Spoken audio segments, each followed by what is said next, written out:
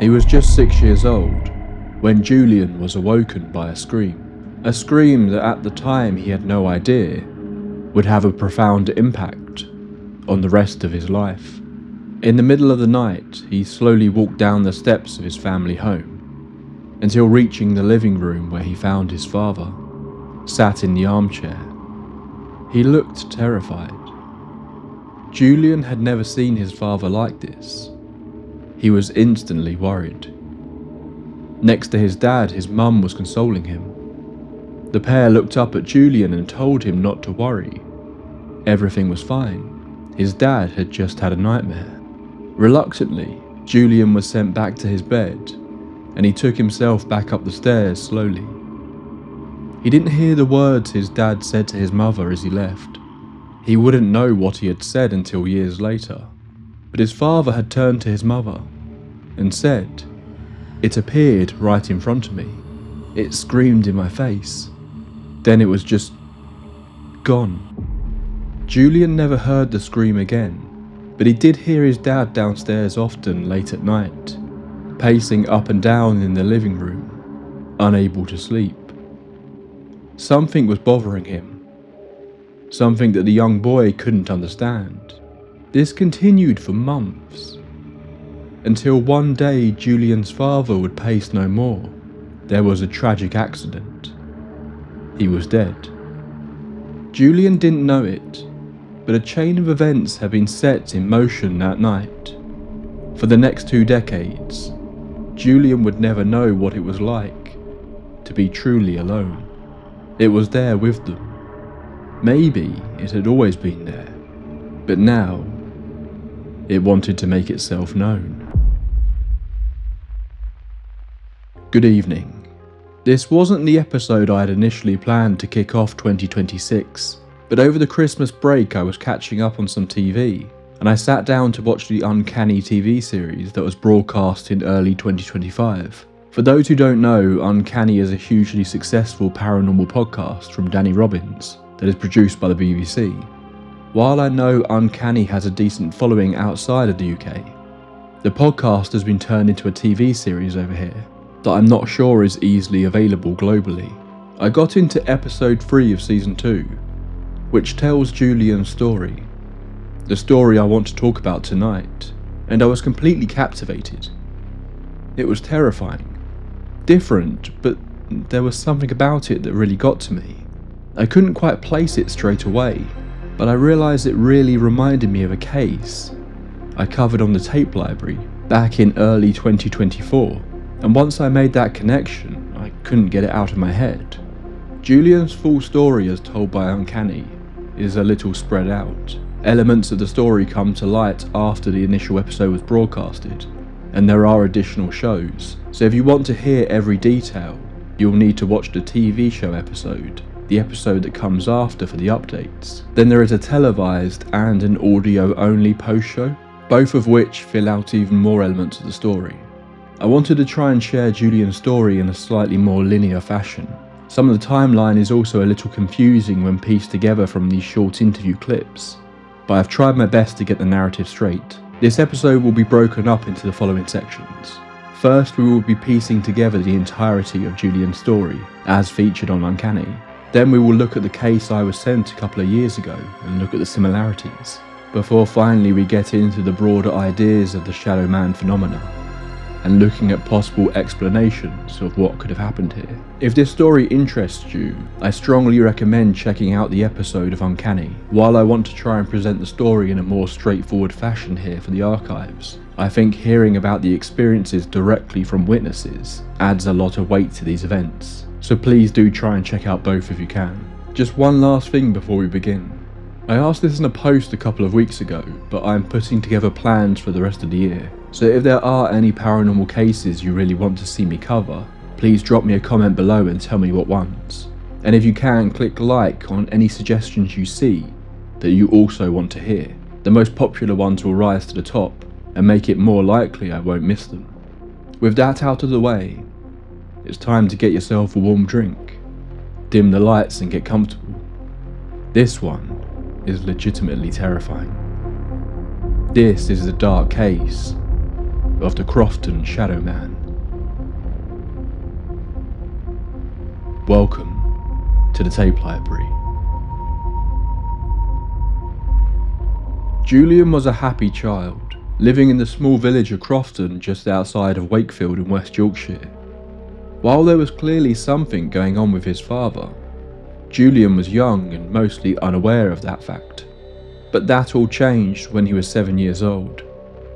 The exact details of what happened were understandably kept private, but a tragic accident happened. Julian's father fell and hit his head in the home. The ambulance came, the police came, but nothing could be done. He was dead. Julian's mother, distraught, took her son and headed to stay with her parents. Julian's grandparents had a bed set up in the loft space, where he and his mother could stay as long as they needed to. But that first night would be etched into Julian's memory for a different reason than just the grief they were both feeling. Julian was laying there in bed, his mother to his side, fast asleep. But Julian understandably couldn't sleep. The last 12 hours had been chaotic for this poor child, and he lay there in the darkness trying to make sense of it all. When suddenly, something caught his attention. Julian slowly turned to his other side, away from his mother and towards the window. That was when he would see it for the first time. The thing that would haunt him for years to come. He was sure it was there. A man, but impossibly tall, backlit by the streetlights outside. He was standing there by the window, looking down at Julian and his mother. Julian estimated that he was around 7 feet tall and dressed in all black clothes. Julian, frozen in fear, looked at the figure with intensity, but then he began to question if he was wearing clothes at all. It was so dark, blacker than black, like a shadow but solid. Finally, the paralysis gave way to sheer panic, and Julian began to scream. His mother shot up in bed, but rather than trying to comfort her son, she began to scream too. That was the moment that Julian knew this thing was really there. There really was a man in the room. She could see it too. Julian's mother picked him up and ran out of the room, but when her parents came up to look, there was no sign of anything wrong. There couldn't have been anyone else in that room with them. This incident was easy enough to brush off as a nightmare. Both Julian and his mother had been through a truly traumatic experience that day, and were sleeping alone in an unfamiliar place. The boy simply saw a shadow of something in the room, and scared himself. His mum, also in a dark mental state and sharply pulled out of sleep, instinctively reacted to the cries of her child. Maybe she didn't really see anything. It all happened so fast. Years passed and this memory faded into the background for Julian.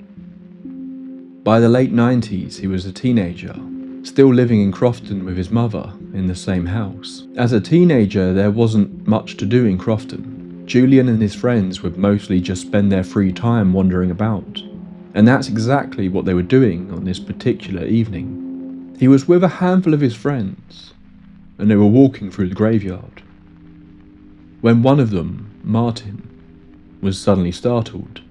Martin pointed and said, "Who's that?" Initially, the others just assumed he was messing with them, just trying to spook them as they walked through the graveyard. But sure enough, when they looked, there was someone there. Someone was watching them. Stood just 20 odd feet away up an inclined dirt path, someone was standing next to a tree. But they all knew something was off about this person. To start with, it was like they couldn't make out any features of them. What's more, they seemed very tall. Julian froze, the hairs on the back of his neck standing up on end. Instantaneously, he was transported back to that room in the loft, all those years ago. He was sure of it. This was the thing he had seen that night. His friends were creeped out, but none of them knew the relevance to Julian of seeing this figure. before they could decide if they should approach or run away. They looked back at the tree and the figure was gone. Again, it feels easy to pass off in some ways. It was dark, it could have just been someone else in the graveyard. But Julian couldn't shake the similarities of what they had seen. It looked just like what he remembered seeing that night. But memories are fragile things. Maybe he was just freaking himself out. Julian kept it all to himself, for the moment at least, and didn't tell his friends. Sometime after this, one of Julian's friend's parents were going out for the night, meaning the teenagers had somewhere to hang out that wasn't just the streets of Crofton. The group were hanging out in the back bedroom of his friend's bungalow, playing the guitar and just generally chatting. There was nothing odd about this evening, it was just like any other. At some point they decided to relocate to the living room, and they all walked into the darkened space, when instantly they all froze. There was someone in the room, sat in the armchair in the corner. They instantly all noticed a man's shadow, just sitting there in silence. They all jumped. Julian's mind instantly panicked that it was his friend's dad, home early, and that they were all in trouble. But something about the figure troubled him. It looked dark, unnaturally dark. He didn't have long to process this though. As his friend flicked on the light switch, everyone went silent. The chair was empty. This was just the start. Julian began to spot the shadowy figure in different places around the village, normally only catching a quick glimpse of it before it would vanish again. But it wasn't just him. His friends were noticing it too. Not always the same group, different people would report seeing it. There was seemingly no pattern. It would appear in different places at different times of the day and night. This same dark silhouette of a very, very tall man. They all quickly began referring to it as the Shadow Man, debating what it could be, but Julian was keeping tight-lipped about his previous experiences and concerns. Julian was the one constant. He always seemed to be there when someone caught a glimpse of it. There was one occasion when Julian was with two of his friends at school, a boy named Stuart and another who has not been named, when Stuart looked at Julian and noticed it. Just a little further down the hall behind Julian, Stuart was shocked, asking what on earth it was, this strange shadow behind his friend. But strangely on this occurrence, when Julian turned around, he couldn't see it. He tried his hardest not to let on that he knew exactly what Stuart had seen. Although to jump forward a little, it was revealed years later that it wasn't only strictly when Julian was present that this entity was spotted. We talk about some of these other sightings in more detail later, but I just wanted to highlight another that happened at the school. After the initial episode of Uncanny was broadcast last year, one of Julian's childhood friends, Andy, got in touch with the show. He and Julian were close when they were young children, but drifted apart as they got older, and now haven't seen each other for around 30 years. Andy had played with Julian when they were kids, so wasn't around when all the regular sightings of the Shadow Man began. In fact, he claims that seeing the show was the first time he had heard about all of this. But as he was watching, it unlocked a memory from his own childhood. He had seen the Shadow Man too. Round the back of their junior school, Andy had been walking along a gravel footpath that led towards some trees. He said that he and his friends looked up to spot a figure standing just to the side of the path by the trees. He remembers it as being a tall, dark silhouette. Despite being daytime, it was like it was completely shrouded in darkness. He remembers seeing the general features of a human being, arms, legs and head, but it had no detail, just pure black. It was there for just a few moments, and then it suddenly vanished. It was a creepy moment, but and he said he just put it to the back of his mind until hearing Julian's story all those years later. It was Stuart who started piecing together that Julian seemed to be the common denominator in these sightings. The group had been constantly sharing theories, and Julian was beginning to reveal small details of what he was seeing to his close friends. One afternoon, Stuart got his first real good glimpse of it, as it appeared on one of the village's streets as they walked past. It was exactly the same as the thing that he had seen behind Julian in the school. Stood totally still, a solid black figure. But in the daylight, he could see this was no shadow. It was real. It was three-dimensional. But once again, its appearance only lasted a brief moment. Stuart had gone back to Julian's house with him.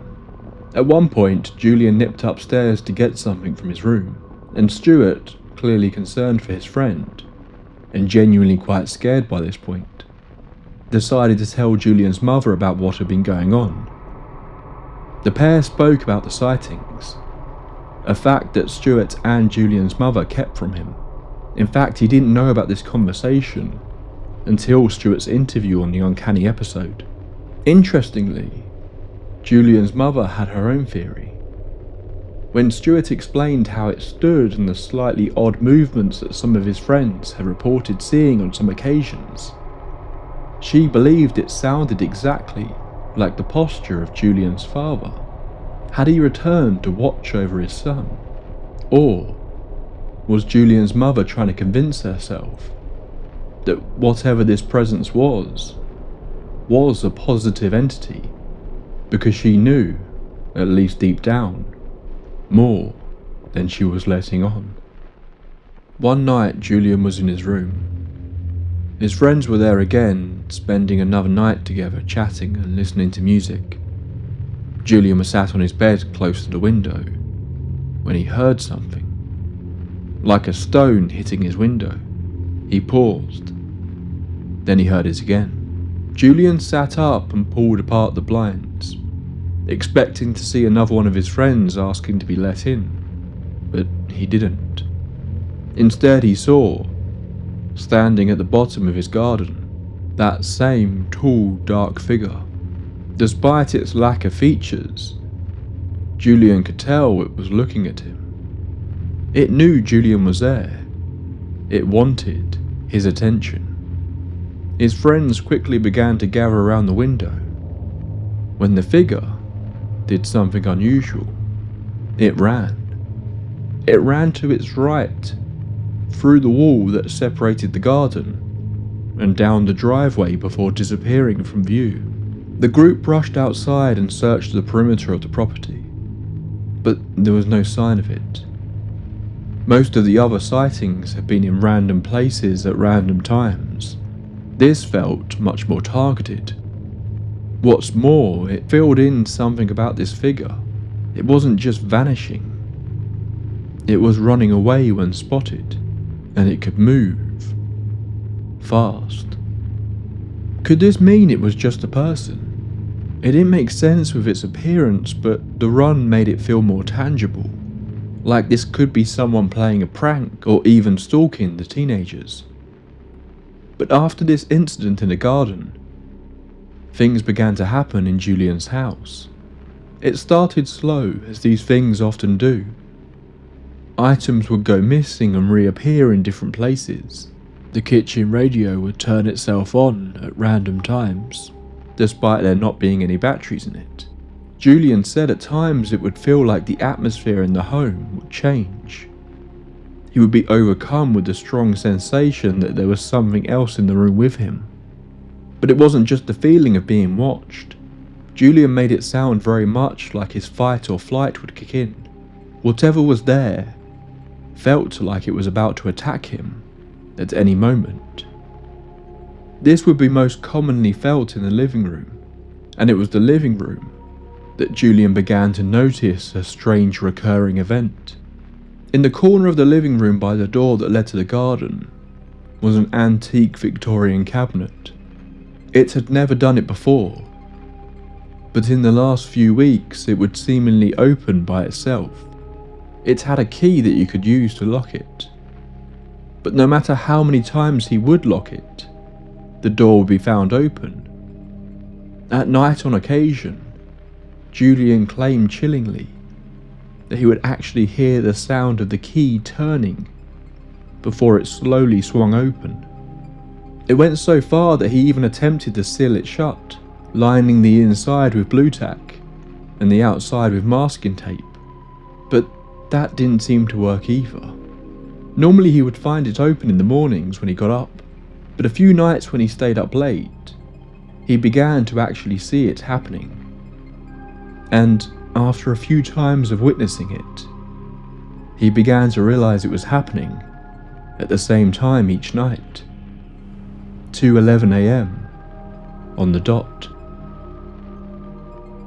Some of Julian's friends were growing concerned when he began to talk about ornaments moving on their own in his home, but still Julian was not being fully open about what he was experiencing with everyone.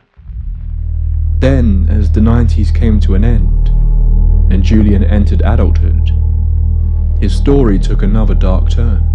Julian's mother was diagnosed with cancer. Over the years she became sicker and sicker, until by 2002 she was forced to move to a hospice. Julian, now 23, was distraught. His dad's sister Blanche lived in New York, but as they got the news that Julian's mother didn't have long left to live, she hopped on a plane and flew over to be with her and Julian. It was February 7th, when he was told this would be the final stage of his mother's illness. They would now just be managing her pain, and she likely would not be conscious again. Luckily, Blanche arrived in time. She greeted Julian and then took her bags upstairs. The hospice had a room on the top floor where guests could stay temporarily. But it wasn't long before Blanche was back downstairs. She looked pale and visibly shaken. The nurses and Julian looked at the elderly woman, who initially just said she didn't want to stay in the room. She didn't like it, and that she would check herself into a hotel instead. Julian was rather annoyed.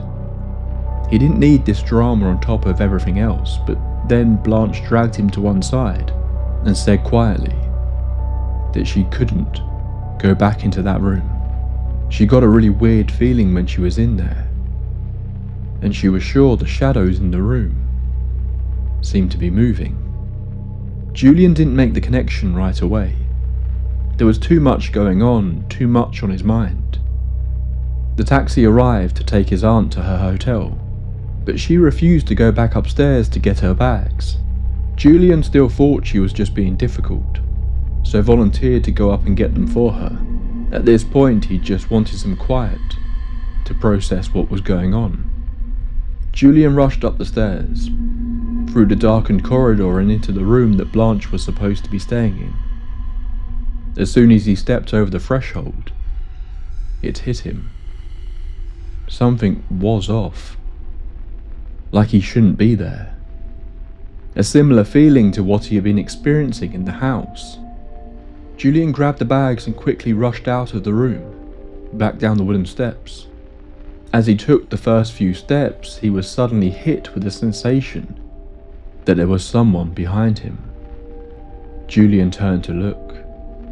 The top of the stairs into the corridor were dark, lit only by a few dim emergency lights, but he couldn't see anyone there. Still, he wanted to get away from here as quickly as possible, so he broke into a light run as he headed down the stairs. As soon as he started moving faster, the feeling transformed from not just feeling like someone was there, but that he was being chased. His heart was racing. The hairs on the back of his neck were standing on end. His body was responding to a danger that seemingly wasn't there. Or so he thought. As he reached the bottom of the stairs and was halfway down the hall, he turned back again. There, he saw it. Walking down the stairs, slowly, one step at a time. The shadow.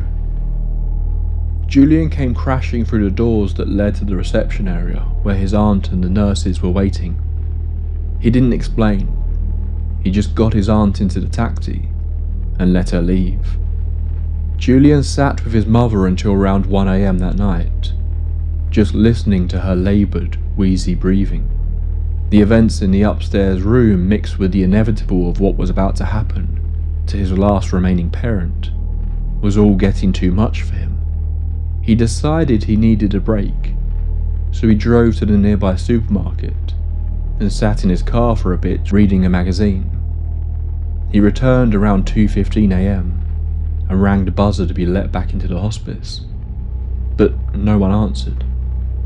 Julian was shivering on this cold Yorkshire night and kept ringing, but still no one came. Eventually he was let in, and as soon as he saw the nurse, he understood why they had taken so long to answer the door. His mother had passed away while he was gone, just minutes before he had arrived. The official time of death was recorded as 2:11 AM. We have to wonder if, at that moment, back in Julian's house, if the cabinet door was creaking open once again. Julian was forced to go back to his family home, now completely alone for the first time ever. Instantly he said it felt oppressive, even darker somehow than before. He was used to these sensations, but before they would happen at random intervals. This was now a permanent fixture of the atmosphere of the house. It was like whatever was in the home now had full control. His senses felt overloaded, constantly feeling like he was about to be attacked, despite the fact that, up until now, the entity hadn't physically harmed him in any way. It would be easy to dismiss this if you look at it on its own merits, as simply a manifestation of grief and depression. And certainly a lot of people close to Julian felt this was the case at the time. In fact, they were growing increasingly worried about his mental health.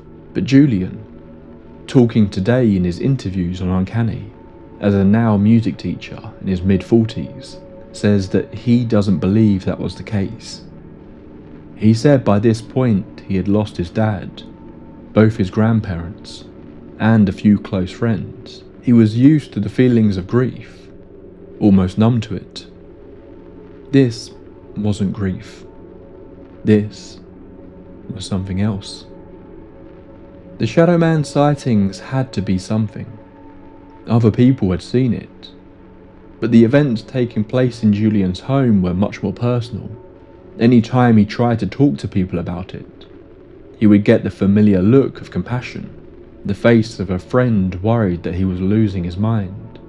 Many of them had brushed the Shadow Man sightings of their teens off as mistaken memories, of just something they all used to scare each other with. But it wouldn't be long until people started to believe that something was still really happening to Julian. The night before his mother's funeral, Julian had one of his female friends come to stay.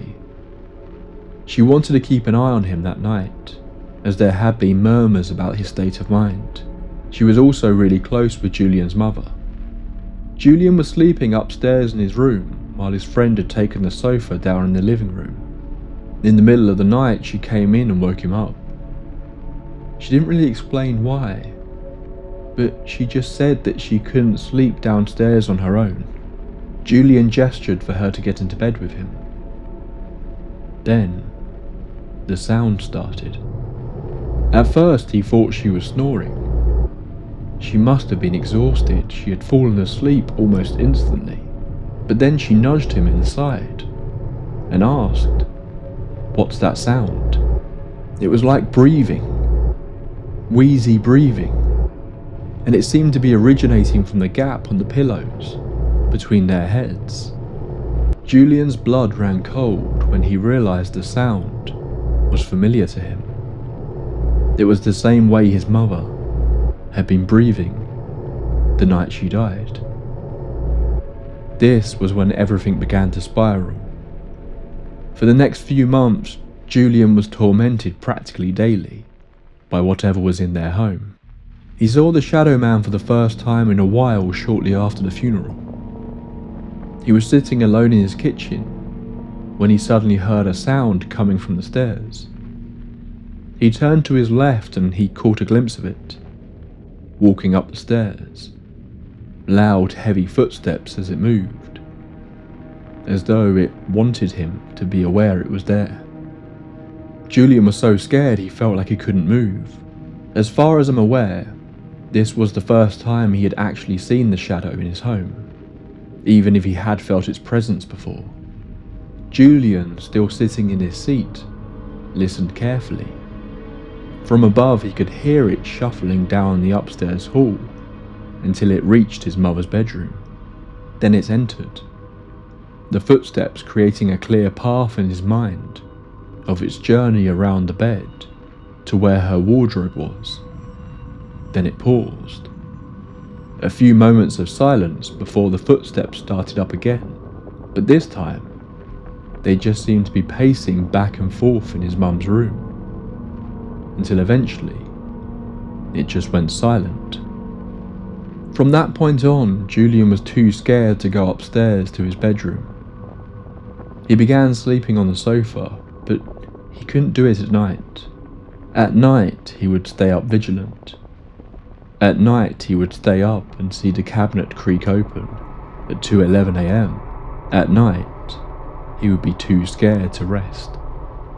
But as the sun rose, he would pull the duvet over himself on the sofa and try his hardest to get some sleep. But even during the day, he was now scared to go upstairs.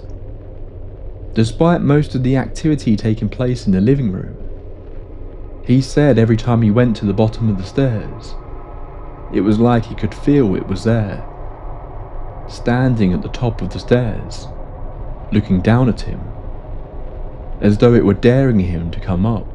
Even though he couldn't see it, he knew it was there. Every now and then he would hear the floorboards creaking upstairs, as though it were trying to remind him it was still there. A few nights later, Julian was laying on the sofa. He was feeling warm, so he threw his duvet off the sofa onto the armchair next to him. The second the duvet hit the chair, the sound began. That same wheezy, throaty breath. The breathing that reminded him so much of his mother's final breaths. It was so loud, so real.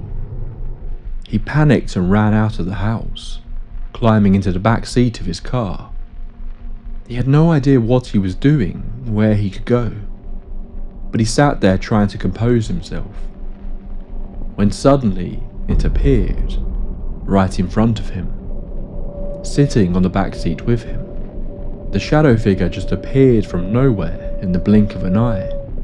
It exhaled one long, wheezy breath right into Julian's face, a breath that he felt on his skin. And then, as quickly as it had appeared, it was gone. This breathing would become a common occurrence in the house from this point onwards, with Julian estimating that he heard it hundreds of times. One night it got so bad that Julian left the house in the middle of the night and got back in his car. But this time he started to drive. For some reason he just started driving in the direction of Scarborough.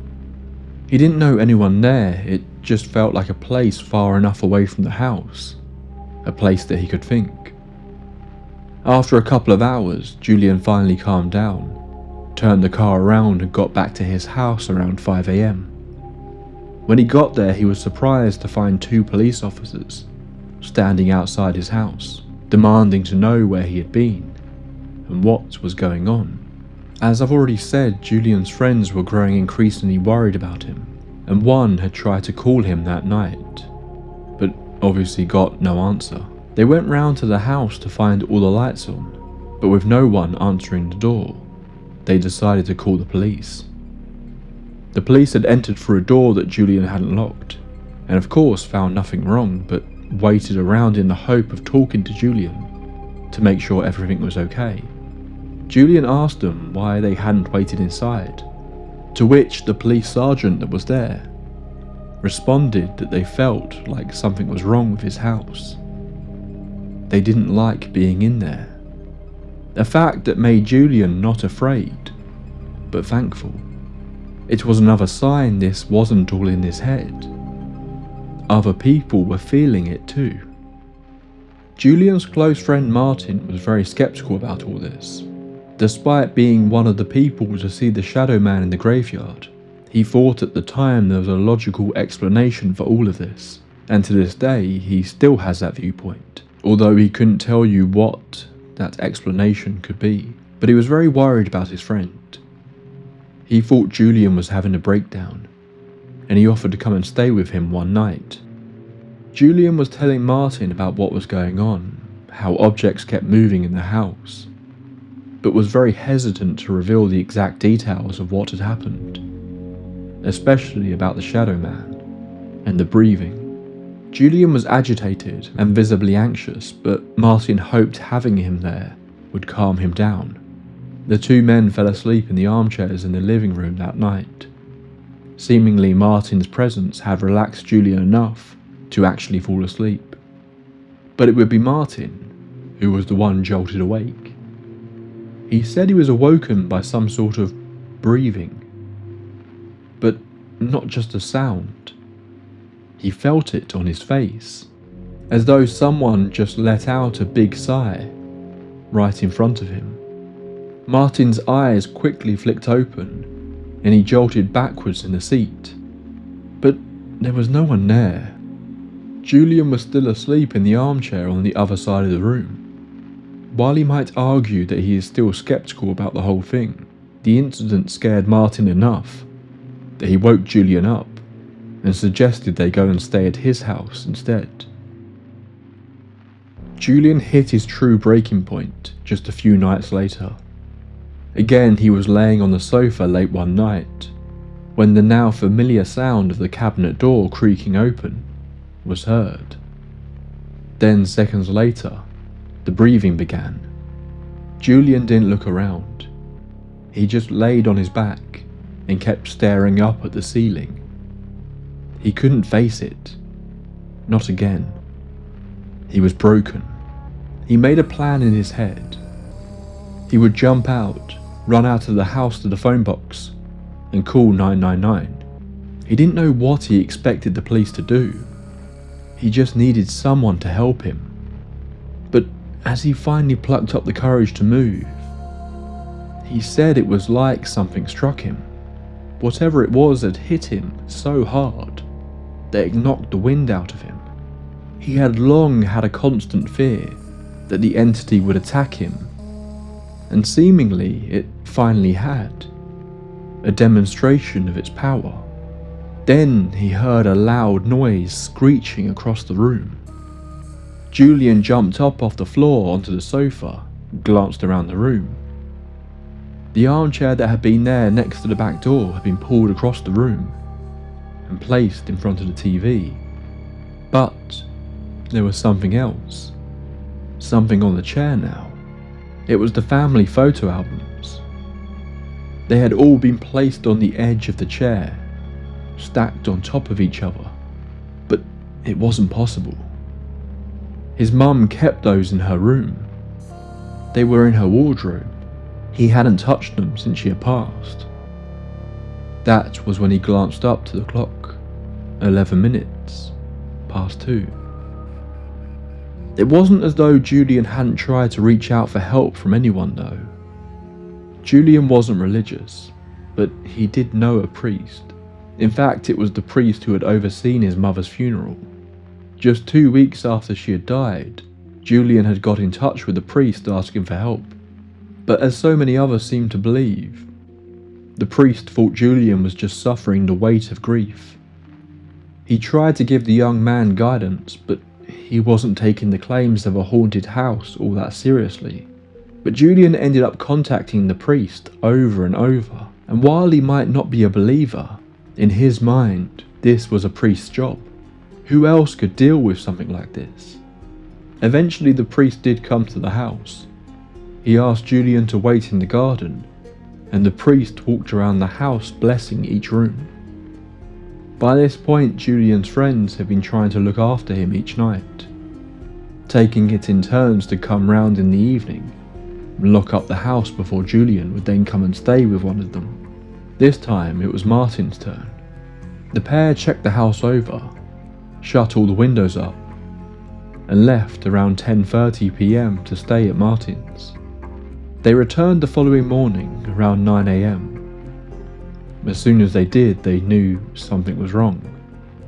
There was something smeared across all the walls of the downstairs rooms, up towards the stairs, and then up them too. At first it looked like a series of brown squiggly horizontal lines. It was only when they got closer they began to think that it looked an awful lot like blood. It was wet, dripping down the walls but starting to congeal in places. Martin said in a later interview, it almost looked like someone had cut themselves and was dragging the cut across all the walls. Not long after this, Julian was sitting on the stairs one afternoon. He was ruined. He felt helpless, with his face buried in his hands as he debated what to do, when a letter came through his letterbox. A letter he still has to this day. It seemed his story had become subject of gossip in the local area. He looked out of the window and saw an older woman with long white hair and thick sunglasses walking away. Julian read the note and it said, "Hello Julian.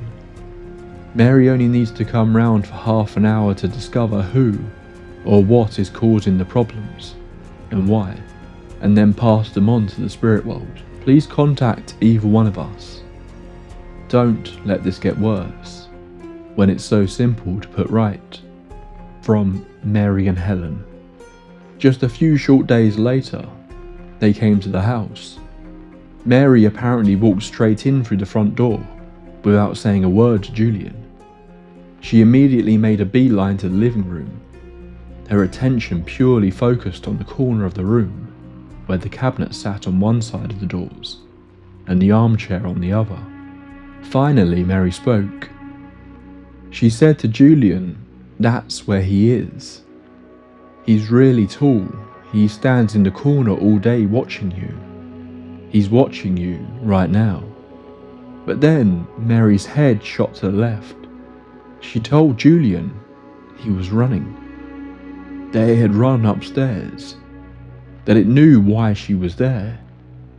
She also told Julian that it had been in the family for a long time. A detail that Julian wouldn't truly understand until years later.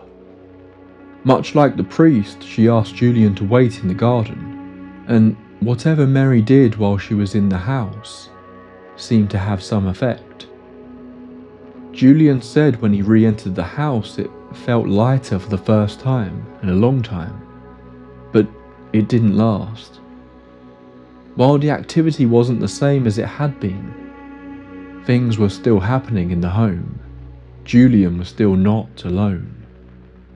He finally decided that he had no choice. In October of 2002, just 8 months after his mother had died, Julian sold the house and moved away from Crofton, keen to put all of this behind him. And for over 20 years, that's exactly what he did. Julian had become aware of the show Uncanny at some point, and did decide to submit his case to them. But he said he never expected to hear back from the show, that he mostly just did it as a form of closure for himself, a chance to finally write down everything he went through, a story he had never told all the details of to anyone before. But the show did get in touch, and presented Julian's case to the public. As part of that episode, presenter Danny Robbins was able to get in contact with the new owners of the home, and set up a meeting with them for Julian. The new owner didn't wish to be identified, but in their conversation with Julian, they confirmed that they too had experienced things in the house that they couldn't explain. But seemingly it had manifested itself in a very different way. Whereas Julian's experiences had been dark and troubling, this family's experiences had felt more like an odd curiosity. They say it's a happy home, that is full of light and joy. Seemingly the darkness is gone. But it hadn't followed Julian either. Julian hadn't experienced anything strange since leaving the house. So what happened to it? Did Mary's ritual work? Was there more than one presence in the home? In the follow-up episode, Danny Robbins talks about a number of emails he had received. One was from Julian's childhood friend claiming he had seen it at the school. But the other two responses he featured were very interesting. One was a seemingly much more recent report of someone walking past a graveyard in Crofton and seeing a tall, shadowy figure standing there. Then there were the claims of a woman named Lauren, who also grew up in Crofton. She was younger than Julian, but was around 13 years old when he was having the bulk of his experiences. She said that she had started seeing something around this time in her back garden, a sort of figure of a man, but it was always just brief glimpses before it would vanish. But one night, when she was laying in bed, she heard the sound of shuffling footsteps on the gravel path outside. She peeked through her curtains and there she saw it. 7 feet tall, entirely jet black. No features, yet somehow she was filled with that same feeling that it knew she was there and it was watching her. Then it was just gone. But it came back. Another night she was asleep when she was awoken by a sound in her room. She opened her eyes and saw it instantly, standing at the bottom of her bed. This wasn't a one-off occurrence either. It reappeared in her room on multiple nights for weeks, before suddenly at some point just disappearing. She estimated that this happened sometime around the year 2001 or 2002. Had the Shadow Man decided to leave her alone in favour of Julian? Or had its disappearance matched up with the timing of the ritual? Unfortunately, that is something we don't know for sure. What is interesting though is that the address of Julian's house has obviously been left out of the show. Lauren claims to have never met Julian or his family, and was unaware of their experiences until she saw the show. But Robbins reveals to her they had both lived on the same street at that time. There is one final revelation in this story that is strangely not included in the main show retelling of the uncanny story. After finally opening up fully to his friends and family about his experiences, Julian began speaking to one of his dad's relatives about what had happened, and they revealed something odd about his father. Apparently, in his younger years, he would often have several drinks in the evening and begin playing around with a Ouija board. A popular pastime for those into the strange and the unexplained, of course. But this relative said that it became more serious over time, that he grew increasingly interested in the occult and would mess around with rituals that he would read about. Apparently one night, Julian's father had burst into the local Catholic church, terrified, rambling that he had done something and that he needed help. But this relative didn't seem to have the full story on what exactly he was referring to. This showed an entirely new side of Julian's father to him. He had no idea he had even a passing interest in stuff like this. It clearly wasn't something he carried on with after his youth, but this detail made Julian second guess some things. That night his father had woken them all, screaming, saying something had appeared to him. The nights leading up to his death, where he would hear him pacing around the house. The comment Mary had made about the entity being in the family for a long time. Julian became convinced that the Shadow Man had latched onto his father for some reason, that despite her not talking about it, that maybe it had latched onto his mother after his father's death. And then when she died, its full attention was now on him. Maybe all those other people who claimed to spot it were lucky. People it decided to take an interest in, but for one reason or another didn't latch onto. Maybe if you see a dark shadowy figure in the corner of your eye, it's best not to look back. Maybe there are certain things we shouldn't pay attention to. There are a few news reports on this story and write-ups online, but as far as I can tell they don't offer any additional information beyond what is featured in the show and the various follow-ups. Generally, I don't like to cover something like this in those cases. I find that televised retellings of paranormal cases are often not a great representation of the individual stories, due to the edits made. This isn't necessarily a malicious or deliberately deceiving tool, but at the end of the day, they are not supposed to be serious paranormal investigations. They are supposed to be entertainment, so edits are made that make the story flow better, or make the story more well-rounded. I think that is less likely the case here, but it's always a concern I have when using paranormal shows as a source due to the segmented nature of the interview clips. So, why did I effectively want to recap this episode of Uncanny here on the tape library? Well, number one, I just thought it was a really creepy story, but as soon as I heard it, my mind went back to another case I had featured on the show. Despite the fact that shadow men are a recurring theme in many paranormal cases, my mind jumped back to one specific case, and I really didn't know why initially. In late 2023, I received an email from someone called Stephen. This didn't take place in Yorkshire. Instead, for this instance, we need to travel about 150 miles south to the Hertfordshire countryside. When he was young, Stephen moved into a bungalow there with his parents, and said that they almost instantly started to witness paranormal activity. Strangely, in his recounting to me, he really didn't focus on this side of the events too much, but he did mention his record player would start playing when he was out of the room, that he and others in the area reported strange lights in the sky on more than one occasion, and that he was convinced he heard a young girl talking in his room when no one was there.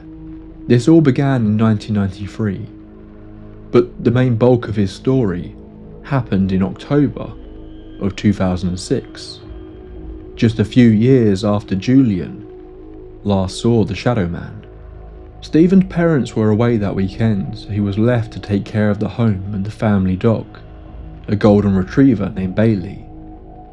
On a Saturday afternoon, he took the dog for a walk through a series of fields, towards a small patch of woodland. This thin stretch of woodland only took a few moments to walk through, but he said something about that area always made him uneasy, that it felt wrong, even in the day. On this day, that feeling was amplified. As he approached the trees, he was hit by the overwhelming feeling that he wasn't alone, but he could see no one else around. The feeling had made him uneasy enough that he decided to turn back. As he reached the end of the field, however, he noticed that Bailey kept looking backwards and was now growling. Stephen stopped and turned to look at the woodland one final time. That's when he saw it. There, standing in the field, just a little further down, was a man. Instantly, Stephen knew something was wrong. The man was tall. Too tall. He looked wrong. He seemed to be dressed all in black, and while Stephen does not make any mention of the man's features, he said it appeared that it was staring at him. What happened next was terrifying. After a brief moment of the pair staring at one another, the man began to run in the direction of Stephen and Bailey. Stephen grabbed his dog's lead tight and ran as fast as he could. The tall man seemed to be moving with incredible speed and was quickly gaining. Stephen burst out of the field and across the road without even looking to see if any cars were coming, which luckily they weren't. But as he entered the other field, Stephen looked back to see if the man was still giving chase. But strangely, he wasn't. Somehow the man had moved across the field in the other direction, and he could now just about make him out, standing between two trees. The man stretched his arms out to the side, in a pose that Stephen likened to a crucifix. It felt mocking. Stephen ran all the way home and quickly locked the doors. He never saw it again. When I posted this story, numerous people left comments or got in touch to say they had seen similar things in different parts of the UK. Many of these accounts took place in the early 2000s, just a tall, dark man watching them. In many cases, these incidents happened in the middle of the day. Now, when I went back to read Stephen's story again, I was initially a little disappointed. In my memory, this had been described as a full-on shadow man, but Stephen's description of him makes him sound like he was wearing black Victorian-style clothing.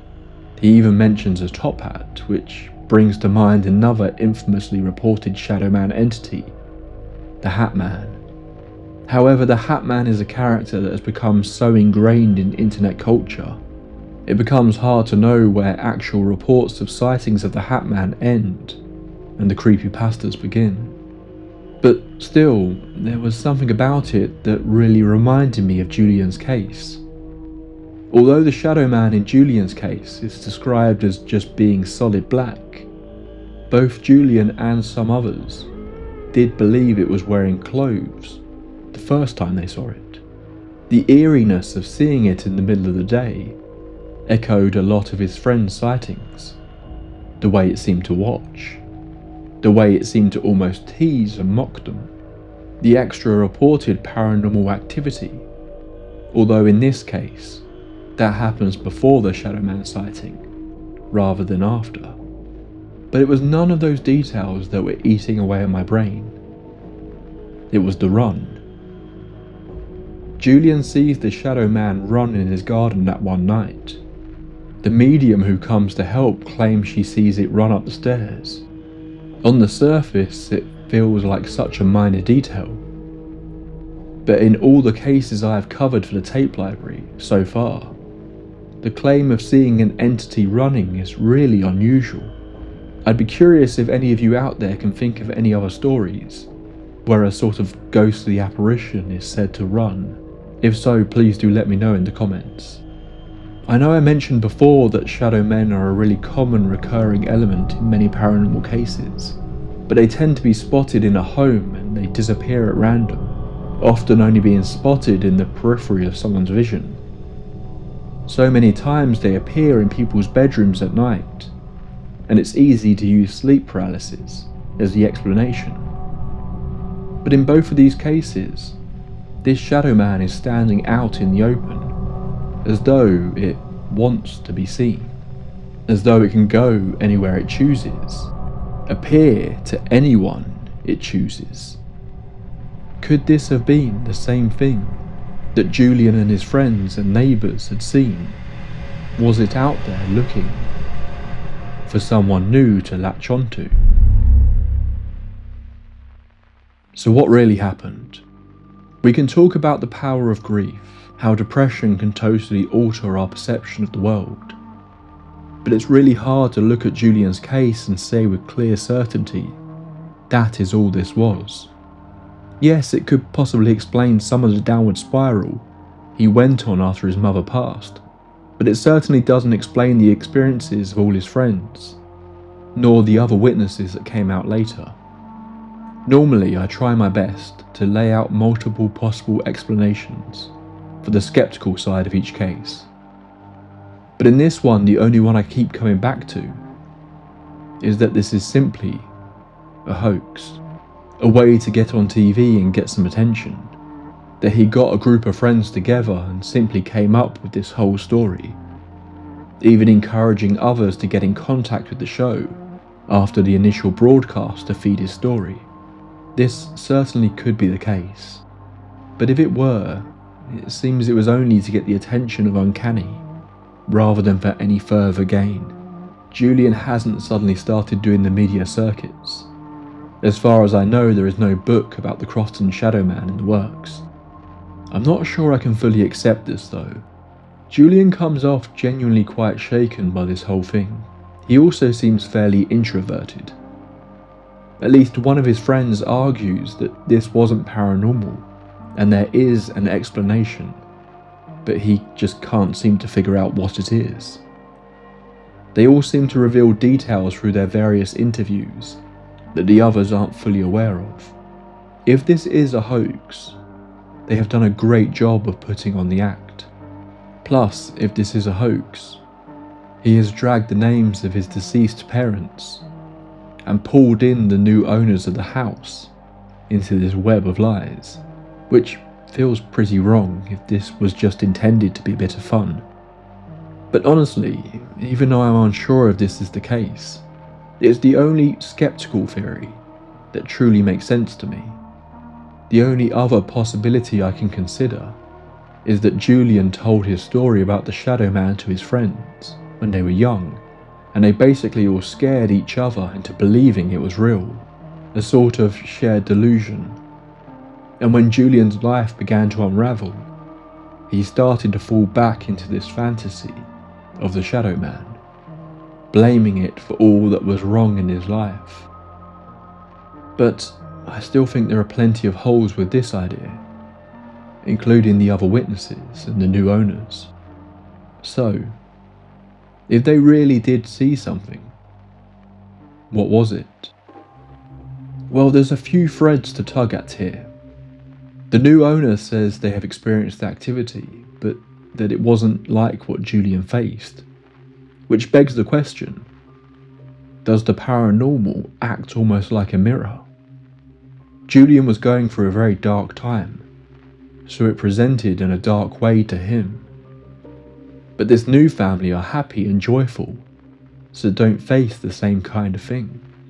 Or were there multiple pieces of phenomena going on in the house? Was the Shadow Man entity chased away by the ritual, leaving behind a spirit that was also haunting the house? If so, who is that spirit?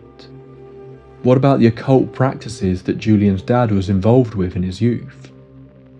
It sounds much like a young man messing around and having fun, but if the story with the church was true, then maybe it turned serious.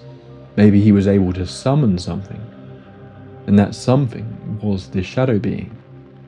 I generally think that Julian's fleeting memories of his dad's behaviour leading up to his death are one of the most chilling aspects of this case. I wish we could get more information on what was going on with him at this time, before he tragically passed away. But of course, the defining element of all the activity that took place here is that Shadow Man. Across history and across cultures, people have reported encounters with dark, human-shaped figures that appear briefly and silently, without clear features. In European folklore, these encounters were often explained as the night hag, a shadowy presence who would appear when someone was sleeping. In parts of Scandinavia and Eastern Europe, similar figures were interpreted as death omens, or spirits caught between worlds. Much like the Hat Man, these entities are now long thought to be purely examples of sleep paralysis, which can cause hallucinations. But it is a little troubling that these supposed hallucinations seem to repeat across different cultures, often coming in the form of an old woman or a tall shadowy person. Comparable figures appear beyond Europe under different cultural frameworks. In Islamic tradition, some jinn are described not as monstrous beings, but as dark human-like silhouettes, glimpsed fleetingly at the edge of perception. In Japan, Shadow spirits such as the Kaji Ona were believed to cling to walls or doorways, visible only in low light. Among Inuit and other Arctic cultures, encounters with tall dark figures were sometimes interpreted as spirits of the land, something we have covered in my recent episode on the Arctic Circle. In the United States, one of the most striking folkloric parallels is found in the Dark Watchers of California.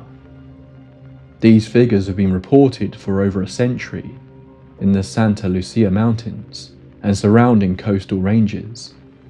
Witnesses, including settlers, ranchers and hikers, describe tall, shadowy-like humanoid forms, often seen at dusk or at dawn, standing silently on ridges or hilltops. Their earliest known written references appears in the early 20th century, including mentions in the works of John Steinbeck, who refer to them as part of California's regional folklore, although some dismiss this as the unusual optical illusion of a Brocken spectre, which can create large shadowy images in the right conditions.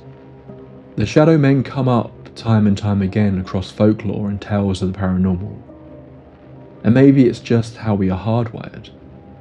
Our brains have evolved to be aware of threats, to be on the lookout for moving shadows that could signal danger. We've all been freaked out when waking up in the night. We become convinced that someone is sat in the room with us, only for it to turn out to be a pile of clothes.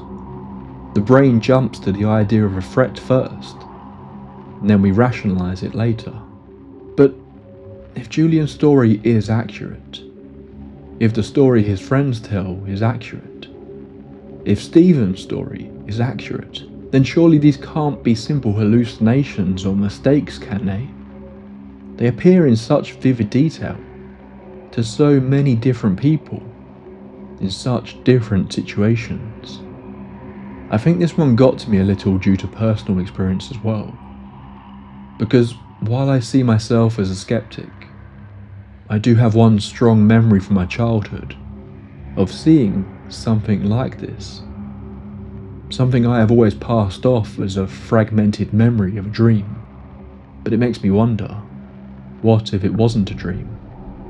Maybe more of us have seen these beings than we might know, all too ashamed to talk about it, or convinced we were mistaken. Maybe this is a story that is much bigger than Julian. And maybe it's a story we haven't finished telling just yet. That's all for this entry into the tape library. As I said, this wasn't the story I planned to kick the year off, but I got so obsessed with it I felt I had to talk about it. If it is available where you are in the world, I really do strongly recommend checking out the Uncanny episode on this case. Hearing the accounts from Julian and his friends will likely add an extra dimension to all of this, so I'd be curious to hear if you guys change your opinions on this case after seeing their interviews. Thank you all for the 2026 topic suggestions. There were so many interesting ones already, and I think this is going to be a really great year on the tape library. So if you aren't already, make sure you subscribe to ensure you don't miss out on any future episodes. The plan is I'll be back next week with our first episode of the year of my second show, Night Drive Paranormal, where I narrate your personal paranormal experiences. Then we'll be back here in 2 weeks for another entry into the tape library. And I think the next one will be a lot of fun. Until next time, my friends, pleasant dreams. This episode was made possible by the kind donations of members on YouTube and Patreon. Our tape library archivists Yenok, Aurora, Lee Borox Johnson, The Bisexual Mooncult, Now and Zen, Pat McShay, Laria, Yoinks and Away, MJW, Kevin Jackson, Emulated Phoenix, Jamie Long, Lisa Marie Sheridan, Shan Harding, Gaffy with a G, ML, Rosary Sudrabin, Plum Blossom, Gina Britton, Emily Carlin, Sarah Boyd, Thomas Brokewright, Stephen Lutman, Crystal E, West Virginia Vegetable Man, Dawn Swan, Tina S, Sean Miller, Juno, Joseph Condurla, Jolly Jedi, Panther Paw, Pixelina, Joe, The Crimson DM, Detective, Jean Janine, Lady Bet Noir, Darla, Alfredo Sandoval, G-Raw, Midia Zabine, Dominic DeAngelis, Dagan O'Dorleg, Judith Hacker, Eric Salas, Mirashard, Adeline, Ashlars Books, Tracy Torello, Gabrielle, Umiko Grimm and Sandy Lusk. Our lead archivist, Wynne Lewis, Plague Doctor Azine, Quirky Joseph, Amy Stubblefield, The Original Deer, Emmy Bartley, Ridiculous, London Grace, Melissa Harrison, Emperor Franz, Old Soul Like Mine, Xavier Angle, Sad Gal Callie, Alex O'Neill, Tyler Michael, Alex Goldberg, Darren Morgan Green, Vaniel, Brian Baker, and 1000th Ghost. And our top bosses, the Grand Overseers, Harrison the Ogre-Lord, Leah Carmella, Bad Diddley, Katie, Morning Rain 2619, Agent 355, and of course, Queen of Flatulence. And thank you to all my junior members and YouTube members as well. If you want to support the show, you can do so through Patreon and YouTube memberships. Links are in the description. Thank you.